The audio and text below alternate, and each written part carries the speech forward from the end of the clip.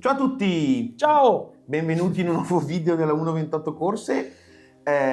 Come avete visto nei commenti sotto al video precedente, abbiamo deciso di fare un inizio di una miniserie, chiamiamola così. Le Mans. Le Mans, esatto, partendo da quello che ci avete richiesto maggiormente, Esatto. ossia la trasformazione di un RVD da 98 mm, quindi standard, a Le Mans. Che cosa ci vuole? Quali pezzi ci vogliono per partire, quindi per iniziare a utilizzarla in versione Le Mans?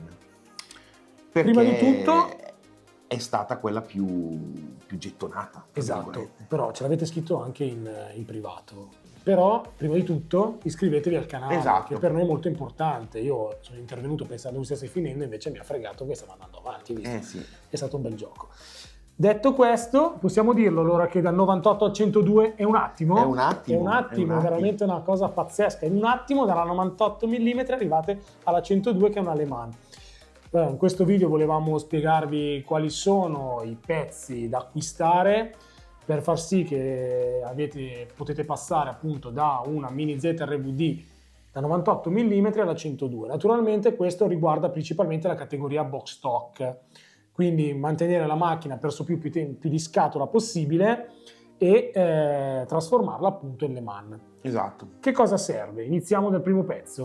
Il pezzo principale, chiamiamolo così, è il banchino. È il banchino, poi troverete i dettagli. Mettiamo sotto comunque tutti i codici e tutto quello che serve. Questo banchino è esattamente l'MZ305B di Bologna. Esatto. È il banchino da 102 mm, quindi in plastica, quindi fattibile utilizzarlo nella categoria box top, perché la Le Mans che comprate di scatola già in configurazione 102 monta quello, sì. Banchino, quindi deve essere sostituito al banchino MM, che è quello che di solito esce con la 98 mm. Esatto. Ulteriormente a questo pezzo abbiamo il differenziale LM, quindi in questo caso questo banchino, essendo più largo di quello da 98 mm, predispone l'utilizzo non del differenziale originale della macchina da 98, ma quello in configurazione LM. Poi vi mettiamo anche il codice, lo riportiamo poi nelle descrizioni del video.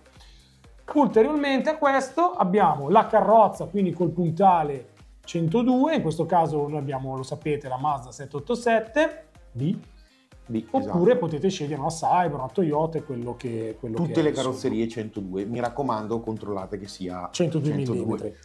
Che cosa però presuppone questa trasformazione? Quindi i pezzi sono questi, però dovete verificare una cosa molto importante, poi ve lo facciamo vedere nel dettaglio. Innanzitutto le T-plate vanno bene quelle che utilizzate anche per la 98 mm, quindi infatti se voi vedete nelle T-plate Kyosho, PN, marca, troverete sempre il dettaglio MM/LM, perché possono essere utilizzate anche per la versione Le Mans, quindi a 102 mm. Dovete solo spostare il supporto, quindi dove si avvita la T-plate, spostandolo indietro di un buco, quindi da 98 passarlo a 102 mm. Noi in questo caso utilizziamo un sotto T-plate, abbiamo deciso di mettere un regolamento in alluminio della PN, che poi magari vi lasciamo anche qui il dettaglio, che è molto importante, perché se dovete cambiare spesso la T-plate, almeno non rovinate il telaio. A volte può capitare che si possa rovinare il banchino, però quello può essere anche sostituito. Invece di cambiare tutto il telaio si fa prima cambiare il non spanare la plastica. Sì, ecco, fate molta attenzione quando abitate, non essere troppo irruenti, perché sennò poi si rischia appunto di spanare, quindi dovete cambiare. Sì, sulle RVD bisogna stare molto delicati. Molto delicati. Altra cosa molto importante, l'ammortizzatore potete utilizzare quello di scatola. Sono gli offset dei cerchi che cambiano, perché davanti potete utilizzare dall'offset 0 all'offset 3. L'unica cosa è che se usate l'offset 3, in alcune carrozzerie tipo questa della 787 va leggermente dremata, quindi va tagliata un po' la parte del passaruota, perché sennò tende a toccare, però rimane all'interno della sagoma, quindi tocca soltanto l'angolo della carrozza, quindi di conseguenza se andate a limare quello non succede nulla.